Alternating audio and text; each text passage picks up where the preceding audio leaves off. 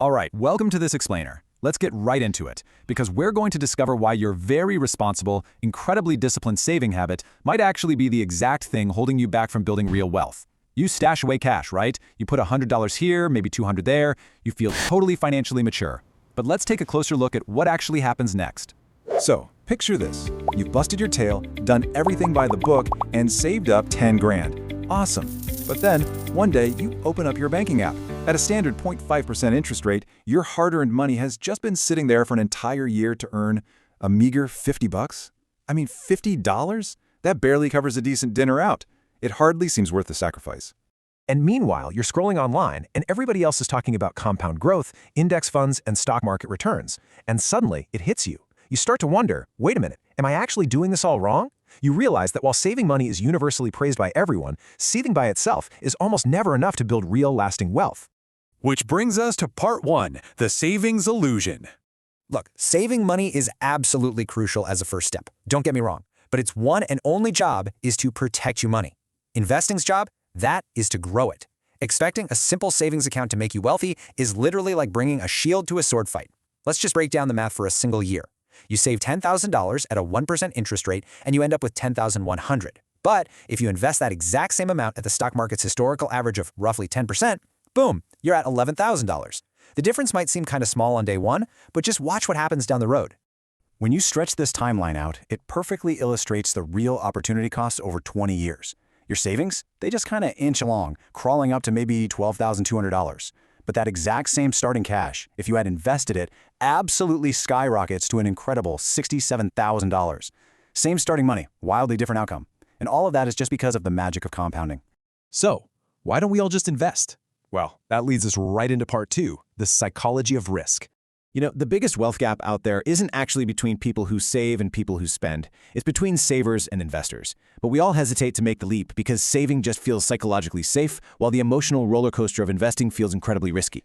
To visualize this mental hurdle, think about saving as storing seeds in a glass jar. They are perfectly protected on the shelf, but absolutely nothing is ever going to grow. Investing is like taking those seeds and throwing them in the dirt. It looks messy at first, they're buried where you can't see them, but given enough time, they grow into something massive. Okay, so let's get into the how. Part three, the 5-step path. How do we actually take our seeds out of the jar and plant them without risking our financial security? We do it by Buried where following... you can't see them, but given enough time, they grow into something massive. Okay, so let's get into the how. Part three, the 5-step path.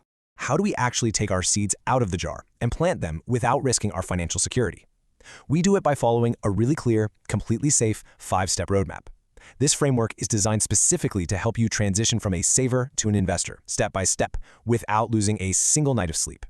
Step 1. Before you invest a single dime, you need to build a real emergency fund. We're talking 3 to 6 months of living expenses, just sitting in cash. This is vital. Why? Because it protects your investments from your own life. Seriously, the biggest reason people panic sell their investments isn't a stock market crash. It's because they have a sudden medical emergency or the car breaks down and they need the cash immediately. Your emergency fund is basically a fortress wall protecting your investments. Moving on to step 2, which is honestly a massive mental shift. You need to mentally separate your money into 2 different buckets.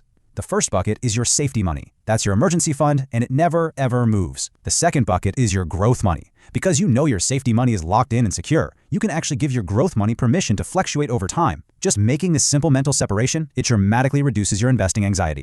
Step 3 is to start small.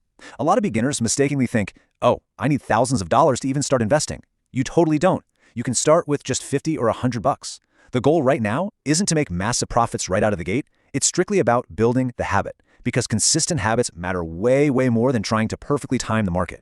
Okay, for step 4, keep it simple. It is so incredibly easy for beginners to get distracted by day trading or options or crypto speculation. Just avoid all those complicated strategies. Instead, focus on simple vehicles like index funds. These funds just track the overall stock market, meaning you are spreading your risk out across hundreds of different companies all at once. It gives you incredible broad diversification and steady long-term growth.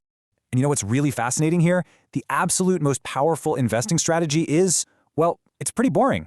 You aren't constantly trading or glued to multiple computer screens sweating over charts. It's remarkably simple, which is exactly why legendary investor Warren Buffett has repeatedly recommended low-cost index funds for the vast majority of investors. Boring really does work. Step 5 is all about staying disciplined and letting compound interest do the heavy lifting. Here's how the math breaks down. If you consistently invest just $300 a month for 25 years at an 8% average return, you'll reach roughly $285,000. But check out this amazing detail. You only actually contributed $90,000 of your own money. A staggering $195,000 of that pie is pure, invisible compound growth working endlessly in your favor in the background. And that brings us to our final section, Part 4, Playing the Long Game. Now, human nature is tough to beat, and I know exactly what might be creeping into your mind right now. Okay, but what if I start investing and the entire market completely crashes tomorrow? It's a totally valid fear. But here's the reality. Market crashes are perfectly normal. In fact, long-term investors actually benefit from these downturns. Think of it like a massive store-wide clearance sale. When markets drop, your consistent monthly investments are just buying more shares at heavily discounted prices. And that discount buying creates much stronger overall returns when the markets inevitably recover. This is exactly why experienced investors are able to stay completely calm during dramatic news headlines and wild market volatility.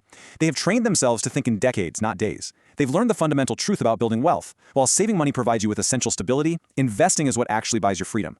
The earlier you can combine both of those things, the more unstoppable your financial future becomes.